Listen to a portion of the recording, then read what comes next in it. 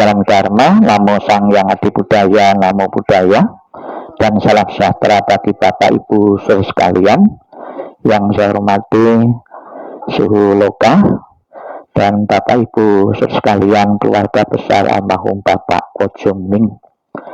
Apabila Bapak Ibu mungkin kemarin sebelum penutupan peti, ya, keluarga datang ke tempat penjualan peti. Di situ kita bisa melihat, di tempat penjualan peti kita bisa belajar beberapa hal tentang kehidupan yang berkaitan dengan kematian. Di saat Bapak Ibu atau salah satu anggota keluarga di tempat penjualan peti melihat ada beberapa ukuran-ukuran peti mati, ada ukuran kecil, ukuran sedang, ukuran besar. Penjual peti sudah tahu bahwa orang mati tidak usah menunggu kalau tua. Ternyata anak kecil pun juga bisa mati, remaja, dewasa pun bisa mati. Artinya apa? Ini sudah pelajaran bahwa kematian itu akan dialami siapapun, tidak usah menunggu hari tua. Itu pelajaran yang pertama. Kemudian pelajaran yang kedua, di tempat penjualan peti kita bisa melihat ada beberapa atribut-atribut atau simbol-simbol keagamaan di situ yang ditempelkan di peti mati itu. Ada simbol salib, ada simbol stupa, ada simbol perjamuan maupun simbol-simbol agama-agama tertentu. Kita bisa menyimpulkan penganut agama apapun itu juga akan mengalami kematian juga. Terbukti penjual peti sudah menyiapkan peti mati sesuai dengan agama-agama yang dianut oleh seseorang. Kemudian pelajaran yang ketiga, di situ juga di setiap peti itu ada harga-harga. Ada harga yang murah, harga yang sedang, harga yang mahal. Penjual peti sudah tahu juga. Orang mati ya tidak usah nunggu kaya, orang miskin juga bisa mati, orang yang ekonominya sedang bisa mati, konglomerat pun juga bisa mati. Terbukti juga sudah disiapkan peti mati sesuai dengan tingkat ekonomi seseorang. Kematian adalah bersifat universal, agama apapun, suku bangsa apapun akan mengalami kematian. Namun istilah kematian di sini adalah kematian fisik atau jasmani. Roh seseorang, batin seseorang, kesadaran seseorang tidak pernah mengalami kematian. Dia berpindah dari satu tempat ke tempat atau dari badan satu ke badan yang lain.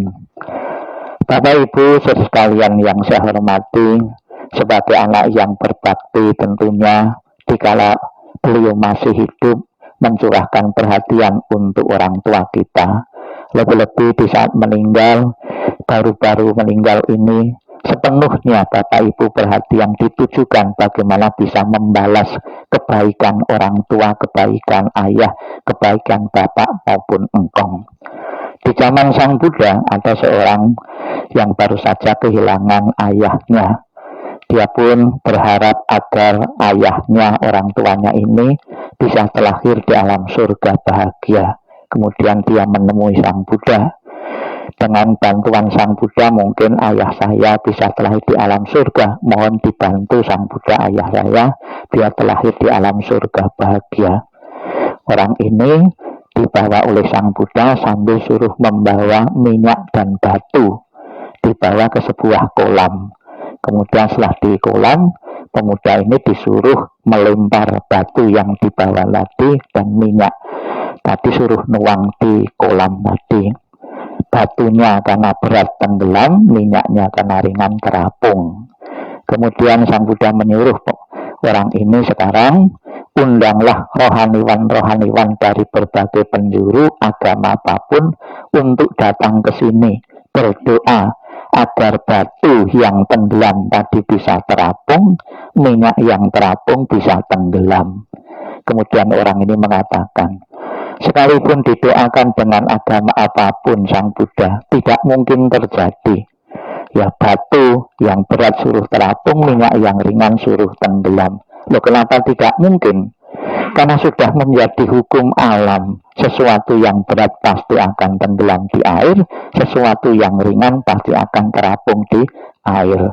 Kemudian Sang Buddha menjelaskan, demikian pula kalau semasa hidupnya ayahmu melakukan perbuatan-perbuatan baik, perbuatan-perbuatan ringan, akan mengangkatnya di alam surga, alam atas. Kalau ayahmu semasa hidupnya melakukan perbuatan-perbuatan yang berat, perbuatan-perbuatan jahat, menenggelamkan di alam-alam bawah, alam-alam penderitaan. Bapak Ibu sekalian, secara pasti kita tidak mengetahui orang tua kita yang baru meninggal itu berada di alam bawah atau di alam atas. Sudah menjadi kewajiban seandainya orang tua kita di alam bawah, alam penderitaan, pasti kita tidak tega terhadap penderitaan yang dialami orang tua kita. Maka kita angkat bagaimana bisa berada di atas permukaan air atau bisa di alam surga. Ilustrasinya batu tadi bagaimana bisa berada di permukaan air, ditaruh kapal atau ditaruh perahu, itu sudah otomatis batu tadi berada di permukaan air. Demikian pula dalam beberapa hari ini kita membawakan doa, kita mempersembahkan persembahan-persembahan yang selalu kita iringi doa, ibaratnya membuat perahu, membuat kapal bagi orang tua kita. Ada juga yang ilustrasi kalau andainya orang tua kita itu tenggelam, kita melemparkan pelampung, kita melemparkan ban agar orang tua kita bisa berada di permukaan air. Yakinlah Bapak Ibu sekalian, doa yang diucapkan dengan ketulusan pasti akan membawa manfaat bagi orang tua kita yang telah tiada seandainya berada di alam bawah. Lebih-lebih dalam beberapa hari kita memohon bantuan dari Buddha Amitabha. Di dalam tekadnya atau sumpahnya Buddha Amitabha mengatakan, barang siapa menyebut namaku, mengulang namaku dengan penuh keyakinan dan berharap untuk terlahir di alam surgaku, surga Sukawati, maka aku akan menjemput arwah itu dan menempatkan di alam surga bahagiaku. Dan saya yakin semasa hidup beliau di tengah-tengah keluarga sebagai kepala rumah tangga senantiasa mendedikasikan waktu dan kesempatannya untuk membesarkan anak-anak, satu kebajikan yang luar biasa yang pernah dikumpulkan oleh beliau.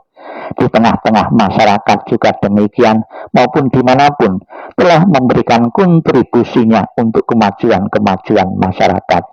Yakinlah dan segeralah bisa merelakan, mengikhlaskan pasti kelahiran almarhum, kelahiran yang baik, kelahiran di alam surga bahagia. Semoga setelah terakhir di alam bahagia, alam surga, selalu memberikan doa restunya kepada keluarga yang ditinggalkan untuk mempunyai kekuatan melanjutkan perjuangan-perjuangan yang belum sempat terwujud.